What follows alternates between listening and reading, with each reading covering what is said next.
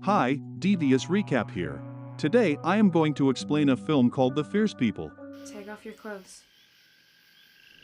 Finn Earle, the son of massage therapist Liz and an anthropologist traveler, has been living in a wild African tribe for many years.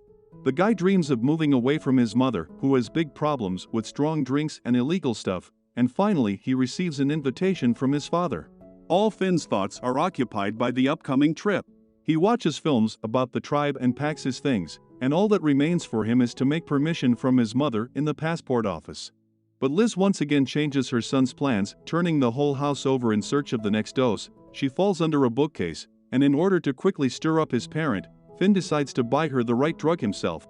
The guy gets busted, and he is taken to the station.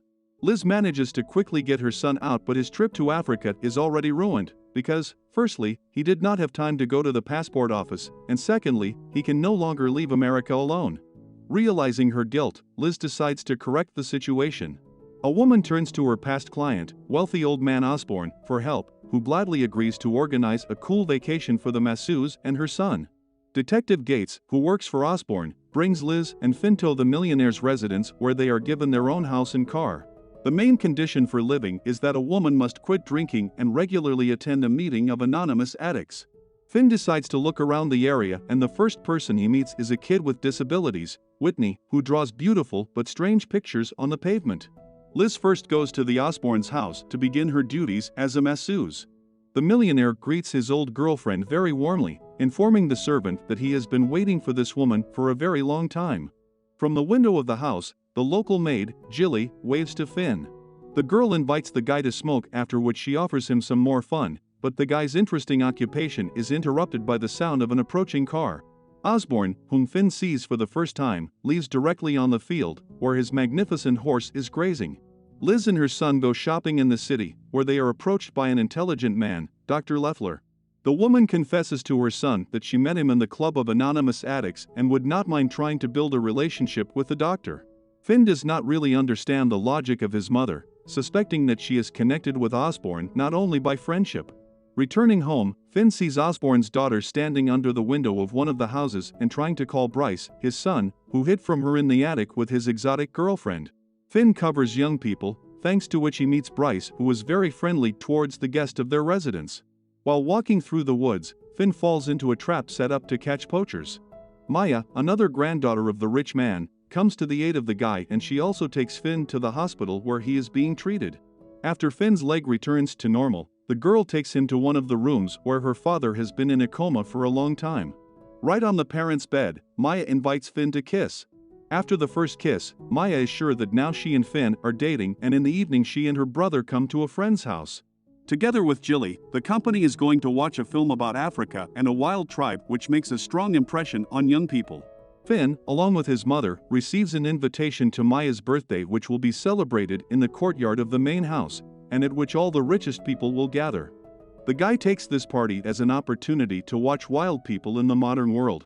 Osborne spends the entire evening watching his granddaughter spending a lot of time with Finn. A man likes a boy, despite the fact that he is very different from people from their circle.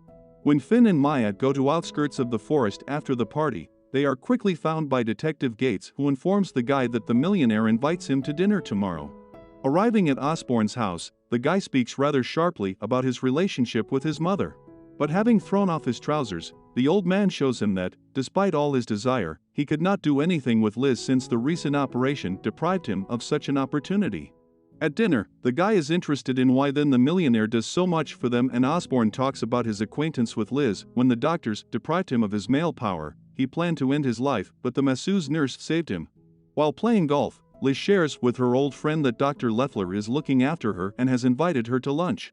The old man is very disappointed with this plot twist, and at first he tries to intimidate his girlfriend, but when he realizes that this does not work, he invites her to spend the weekend with Leffler in another of his country houses, where the woman will immediately understand everything about her new acquaintance.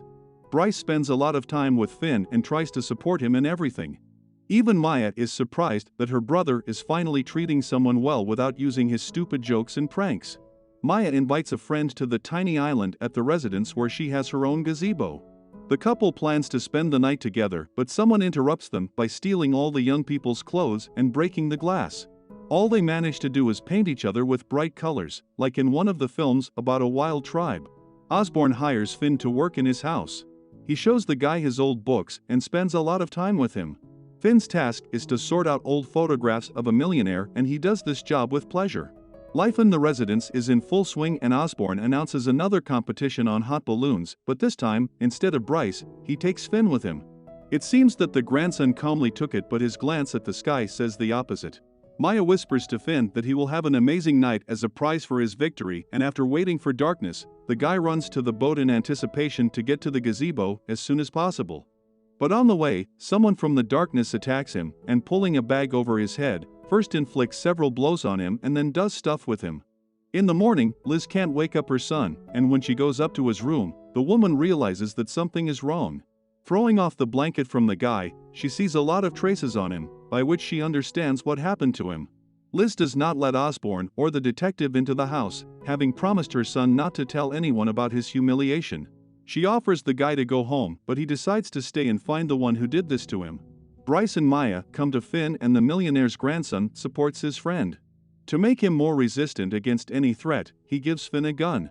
Liz climbs into Finn's room at night, but the guy does everything to push her away, trying to leave her before she does. After giving the guy a little rest but not allowing him to become discouraged, Osborne calls him to work.